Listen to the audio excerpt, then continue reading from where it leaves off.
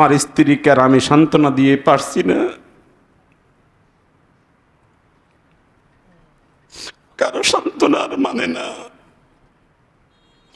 আমারে কে সান্ত্বনা দিবে? আমি অনেক চেষ্টা করছি স্ত্রীকে সান্ত্বনা দিয়ে বোঝানোর জন্য। আমার শ্বশুর শাশুড়ি, আমার আব্বা আম্মা চারজন এমনিতেই অসুস্থ, তারপরে অনেক সান্ত্বনা দিতেছে, কোনো সান্ত্বনায় আমার স্ত্রী মানতেছে না। তা আমার ছেলেটা মাদ্রাসার জন্য বের হয়েছিল 20 নভেম্বর সকাল 7টার দিকে। এরপরে মাদ্রাসায়ও পৌঁছে নেই। সেখানে যদি পৌঁছতো অন্তত আমি বুঝতে পারতাম যে মাদ্রাসায় গিয়েছে, শিক্ষকের সাথে ক্লাস করছে, বন্ধু বান্ধবের সাথে ক্লাস করছে। এরপর থেকে আর যত জায়গায় অনুসন্ধান করা দরকার, আমার আত্মীয় স্বজন, তার বন্ধু বান্ধব, তার ক্লাসমেট, সকল জায়গায় এ পর্যন্ত খুঁজে কোনোটাই আমি অনুসন্ধান পাই নাই। সাথে সাথে আমি 20 তারিখ রাত্রে জিডি করতে গেছি। আমাকে যিনি জিডি গ্রহণ করবেন তিনি আমার সাথে ভালো আচরণ করেন নাই, উনি আমাকে ভালো ব্যবহার করেন নাই। আমি বলেছি আমি ছেলে হারিয়ে গেছে, আমি জিডি করার জন্য আসছি। উনি বলতেছে 2-3 দিন খুঁজতে থাকেন, 2-3 দিন খোঁজেন, তারপরে জিডি গ্রহণ করা হবে। আমি বলেছি না, আমার আজকেই আমি জিডি করতে হবে। আপনি জিডি গ্রহণ করলে অসুবিধা কি? সর্বশেষ আমি অনেক বাকবিতণ্ডের পরে আমি লাকসাম হাউজিং স্টেট জামে মসজিদের সাবেক খতিব, আমি আমার নিজের পরিচয় দেওয়ার পরেও, আমার বর্তমান অবস্থান পরিচয় দেওয়ার পরেও উনি গুরুত্বের সাথে আমার জিডি গ্রহণ করতে চাইছিল না। সর্বশেষ আমি খুব মজবুতিভাবে আমি জিডি করেই যাব, তখন বুঝতে পারছে জিডি গ্রহণ করতে হবে। আমি জিডি করেছি। জিডি গ্রহণের পর থেকে যাকে যে এসআইকে দায়িত্ব দেওয়া হয়েছে, আজকে আমি অন্তত কয়েকবার ওনার সাথে বসেছি। আমি সন্দেহজনক যে নাম্বারগুলোর সাথে ট্যাগিং করতে হবে ট্যাগিং নাম্বার দিয়েছি। উনি আমাকে যে পরিমাণ সহযোগিতা দরকার আমি আশা অনুরূপ ওই পরিমাণ সহযোগিতা পাই নাই।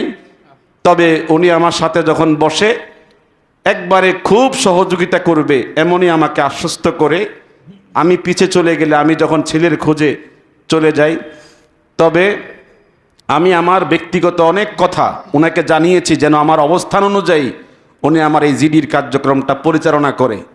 তারপরেও আমি হুজুরকে যখন জানিয়েছি, আমার শায়েখ বলেছে শানে সাহাবা ভাইজানের সাথে কথা বলার জন্য। কথা বলার পরেই ভাইজান গুরুত্বের সাথে আমার জিডির কপি নিয়েছেন, আমার জিডি কপি নিয়ে আমার ঠিকানা নিয়েছেন, আমার আব্দুল্লাহ আবরারের ছবি নিয়েছেন। তা আমি আজকে প্রশাসন, দেশের যে প্রশাসন, তাদের কাছে আমি সহযোগিতা কতটুকু পাবো এটা আমি এখন বলতে পারবো না। দেশের বর্তমান যে পরিস্থিতি, কে কতটুকু আমাকে সহযোগিতা করতে পারবে, দেশের যে অরাজকতা, যারা দায়িত্বে বসে আছেন তারা কতটুকু আন্তরিক হবেন, হয়তো বা বাঁকা আঙ্গুল ছাড়া হবে না, সোজা আঙ্গুল দিয়ে হবে না। তো সেজন্য আমি প্রথমত দোয়া চাই আপনাদের সবার কাছে, আল্লাহ যেন আল্লাহর কুদরতি ক্ষমতায় আমার ছেলেকে আমার কোলে ফিরাইয়া দেয়।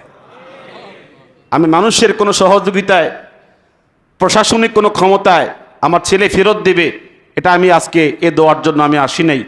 আমি আপনাদের চোখের পানি, আপনাদের দোয়া, আল্লাহ যেন তার কুদরতি ক্ষমতা আমার ছেলেকে আমার বুকে ফিরাইয়া দেয়।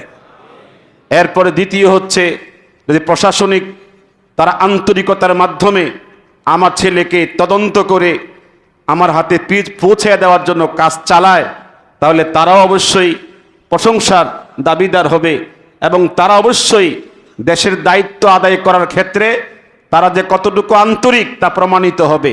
যদি না করে, আপনারা যারা আজকে এখানে আছেন, যে যেভাবে পারেন প্রশাসনকে চাপের মধ্যে হলেও যেন অন্তত আমার এই ছেলে হারানোর বিষয়কে একটা জাতীয় ইস্যু মনে করে কাজটাকে গুরুত্বের সাথে দেখেন। আল্লাহ পাক যেন ওদেরকেও সে মন মানসিকতা নসিব করেন। আমার স্ত্রী যেহেতু ব্রেন তার অবস্থা খুব খারাপ, মধ্যখানে তার মানসিকভাবে ভেঙে পড়ছে এবং স্ট্রোক পর্যায়ে চলে গেছে। এখন আজকে আসছে, হুজুর বলেছেন আরও আগে আসার জন্য। আমি তো সারাদিন ছেলে খুঁজছি, দোকানে দোকানে, রাস্তায় রাস্তায়, এই 10 দিন শুধু ছেলেই খুঁজতেছি। যেদিকে তাকাই মনে হয় এটা আমার ছেলে। আমি সব ভুলে গেছি, আমার স্ত্রী সব ভুলে গেছে। আল্লাহ যেন আমার ছেলেটাকে আমার বুকে ফেরাইয়া দেয়। আর বিশেষ করে আমি মনে করি, আমি বলেছি আমার শায়েখ যদি বলে, খাস করে দোয়া করে, আমার মন বলে আমার ছেলে চলে আসবে ফিরে। আপনারা যারা আমার শায়েখের কাছে আসছেন, যদি আপনারা বলেন আপনাদের চোখের পানিতে আমার ছেলে ফিরে আসবে, এটা আমার বিশ্বাস।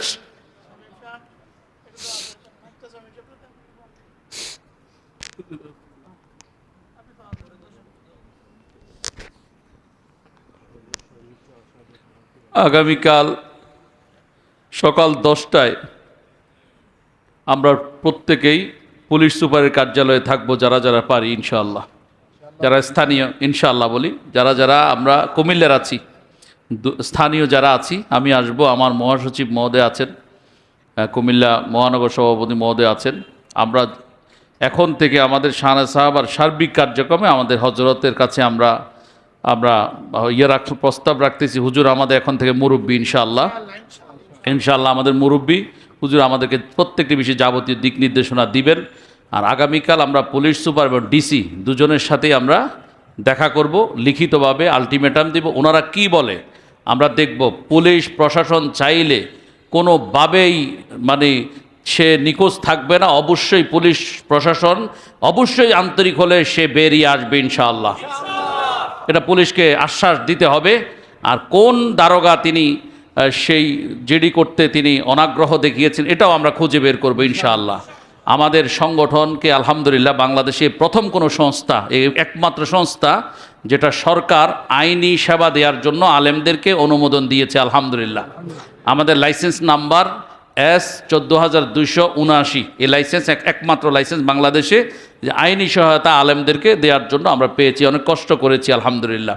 তো এখন হচ্ছে আগামীকাল সকাল 10টায় আমি সবাইকে দাওয়াত দিচ্ছি, আমিও থাকবো, আমরা ইনশাল্লাহ, আপনি থাকবেন ইনশাল্লাহ। আপনাকে নিয়ে আমরা পুলিশ সুপার এবং ডিসি জেলা প্রশাসক দুজনের সাথে আমরা সাক্ষাৎ করব। আশা করা যায় ইনশাআল্লাহ প্রশাসন যদি আন্তরিক হয় আমরা খুঁজে পাবো ইনশাআল্লাহ। হুজুর দোয়া করে দিবেন, আমরা দোয়াতে আমিন বলবো।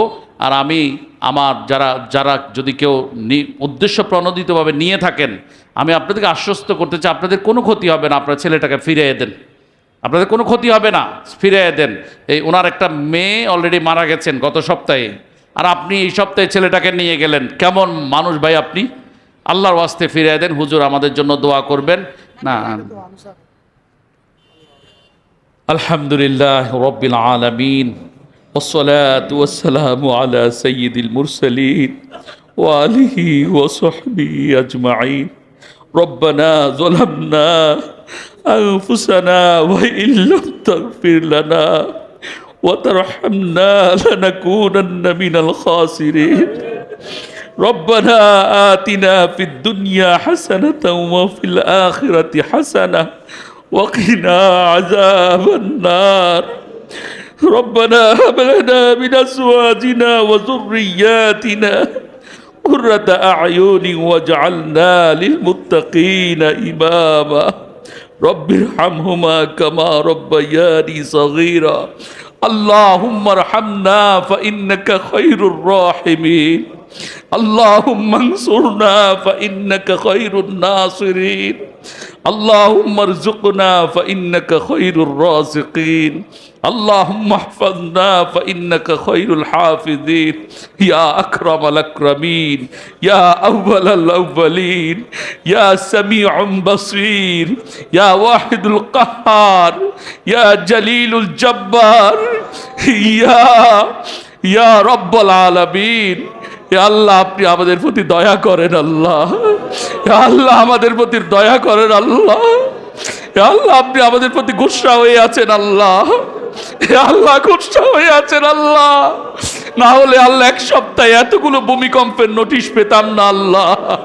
হে আল্লাহ আমাদেরকে মাফ করে দেন আল্লাহ, আল্লাহ আমাদেরকে মাফ করে দেন আল্লাহ, আল্লাহ আমাদেরকে ভূমিকম্প দিয়ে গজব দিয়েন না আল্লাহ, আল্লাহ আমরা ভালো হয়ে যাব আল্লাহ, আল্লাহ আমরা আর করবো না আল্লাহ পাপ, এই পাপাচার অবিচার আমরা আর করবো না আল্লাহ, আল্লাহ আমরা ভালো হয়ে যাব আল্লাহ, আল্লাহ আল্লাহ আপনি আমাদেরকে ক্ষমা করে দেন আল্লাহ, আল্লাহ পৃথিবীর ম্যাজিস্ট্রেট আদালতে আল্লাহ ক্ষমা করতে পারেন, আপনি ক্ষমা করতে পারেন আল্লাহ, জজের ক্ষমতা নাই ক্ষমা করার, আপনার আছে আল্লাহ, বিচারপতির নাই আপনার আছে আল্লাহ, আপনি ক্ষমা করলে কারো কাছে জবাবদিহি করা লাগবে না আল্লাহ, আল্লাহ আমাদের উস্তাদ, আমাদের পীর, আমাদের অভিভাবক, আল্লাহ মুরব্বী, আমাদের পথ নির্দেশক, আমাদের মুর্শিদ আল্লাহ আল্লামা মুস্তাকুন নবী কাসেমি আল্লাহ হাকিমুন নফসকে আপনি কবুল করেন আল্লাহ, হযরতের এই মিশনকে আল্লাহ কবুল করেন আল্লাহ,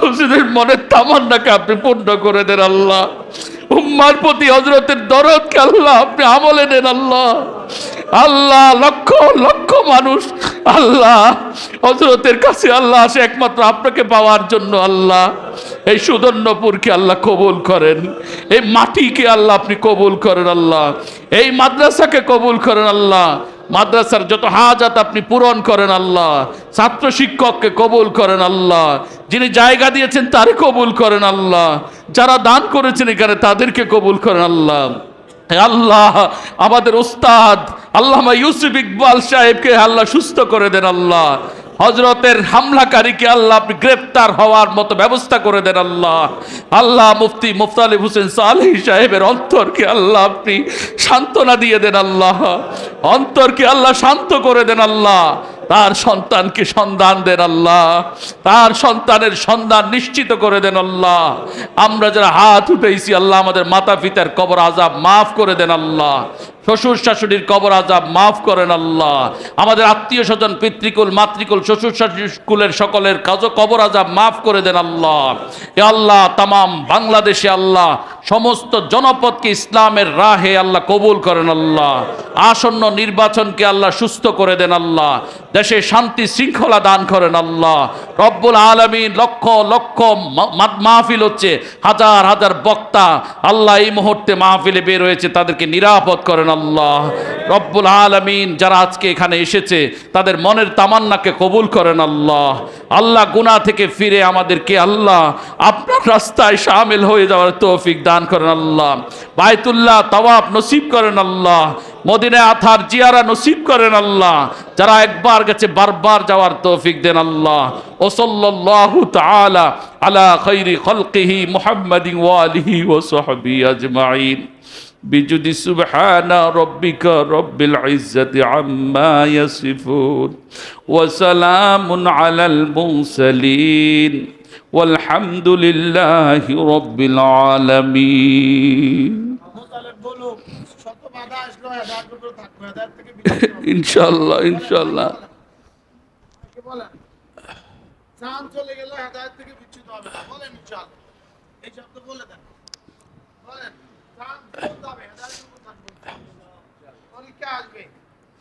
আমি এই এক বছর গত অক্টোবর থেকে এই বর্তমান নভেম্বর পর্যন্ত বহুভাবে আমি ক্ষতিগ্রস্ত হয়েছি, বহুভাবে আমি বিপদগ্রস্ত হয়েছি, বিভিন্নভাবে বিপদগ্রস্ত হয়েছি।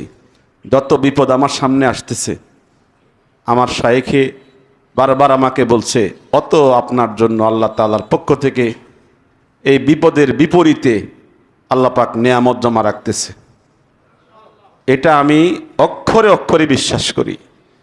আমার উপর যত মুসিবত আসতেছে আল্লাহ তাআলা এর বিপরীতে আমার জন্য আল্লাহ পাক নেয়ামত বরাদ্দ করতেছেন, এটা আমি অক্ষরে অক্ষরে আমার শায়েখের কথাকে বিশ্বাস করি।